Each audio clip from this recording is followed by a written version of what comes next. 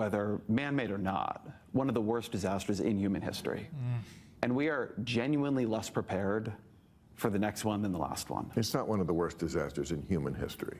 I could name 100 worse ones. Fair enough, Okay. but it was bad. I didn't enjoy it. I mean, let's not be purple. It was a bad. The host of the Ezra podcast and the co-author of the book Abundance, Ezra Klein, and he writes the weekly Dish newsletter and hosts the podcast The Dishcast with Andrew Sullivan. Andrew Sullivan.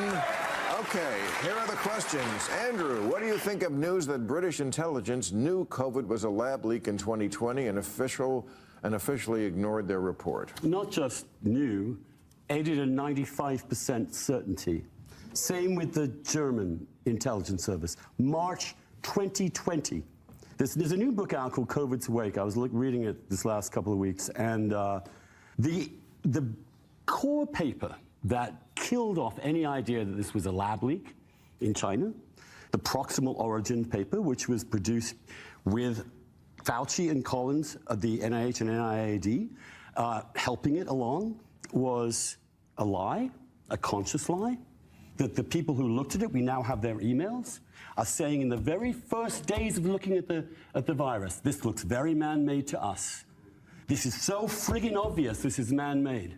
Well, so friggin' obvious, one of them said. And then they wrote the report saying there is no evidence that this was made in a lab. The question is why? Why would they lie to us about that? And they did. Well, I can give you one answer, the New York Times. The New York Times said any questioning of this being from a lab was racist, which always struck me as odd because it seems much more racist to go, wow, these people are eating bats. I mean, it's just one example, but a good example of why people lost faith in the left, because they do stupid things like that.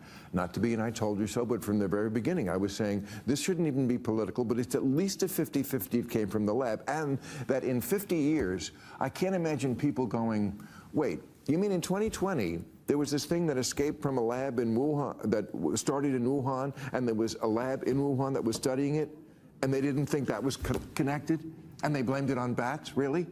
It just doesn't make any sense. It makes a little bit more sense. You can gaslight people so easily. Yes, Democrats are so much as fault as scientists who went along with this, knowing better. It's their integrity I'm concerned about, to actually lie and distort what they could see with their own eyes because they were afraid of politics. The other question is this. This lab was a gain of function lab. That means they were creating viruses, dangerous viruses, to figure out how to protect you from them.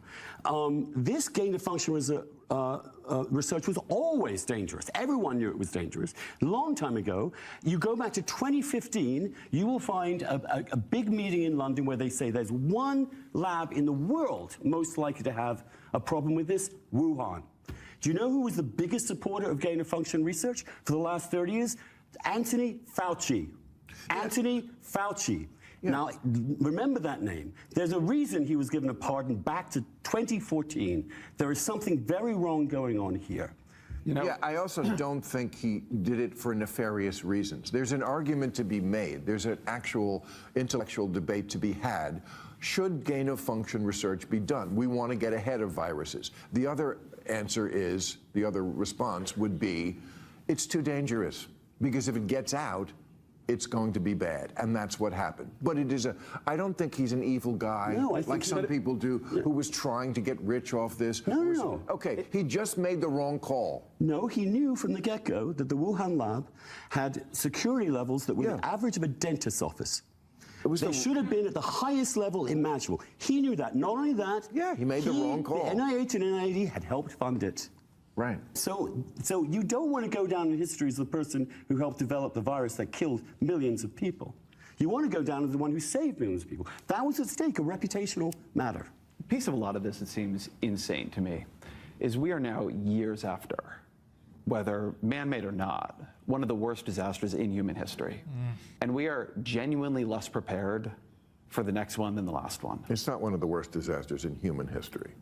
I could name 100 worse ones. Fair enough, but it was bad. I didn't enjoy it. I mean, let's not be purple. It was a bad pandemic. Let's put it that way. A lot worse. Pandemics. Genuinely not my point on this. I'm happy to see. I'm happy to see that the Holocaust is worse than the pandemic. I think it's fine. But In other things, other countries, in this country, right?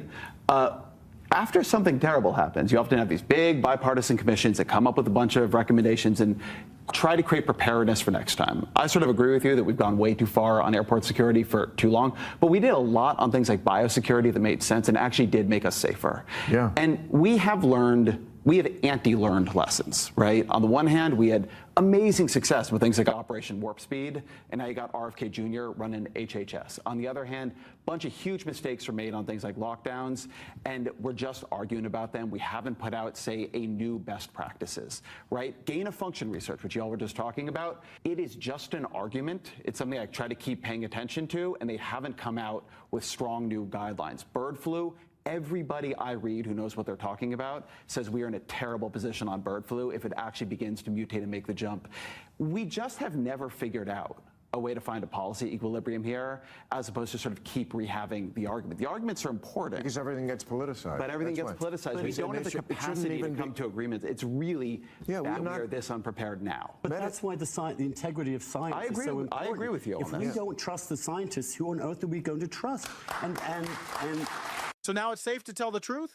After years of gaslighting, censorship, and character assassination, the regime's preferred voices are finally crawling out of their bunkers to admit what they knew all along, but couldn't say without risking their paychecks.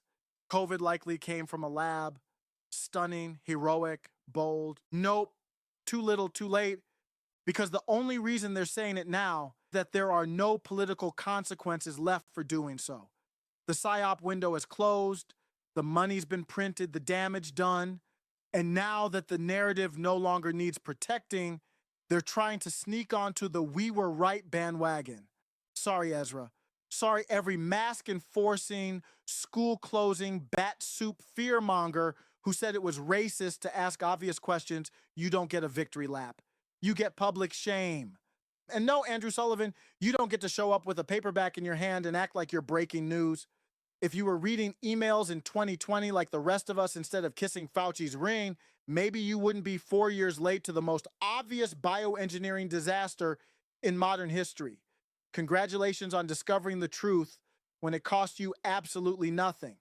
People lost jobs, got banned from platforms, and were smeared as anti-science lunatics for saying what Bill Maher just said out loud on national television without even breaking a sweat.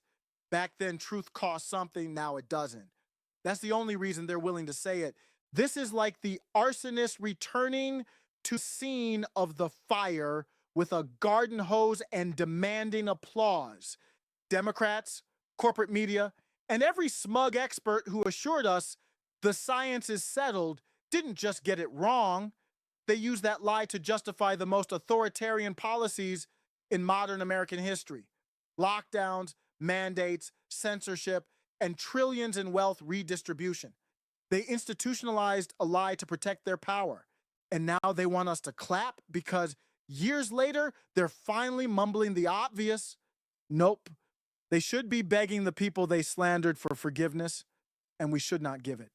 This sudden, of course it came from a lab pivot, is not an honest reckoning. It's narrative laundering. It's an attempt to memory hole the mass deception and pretend this was all just a big, confusing misunderstanding. It wasn't. They knew, and they lied. And now they're trying to skip the part where they admit they wrecked lives and shredded the Constitution for a lie. So here's your reminder. COVID likely came from a lab. The people in charge lied about it. The dissenters were right. They owe you an apology they'll never give. Leave a comment below if you agree that every single COVID lockdown enabler should have to publicly explain why they smeared the people who got it right from day one.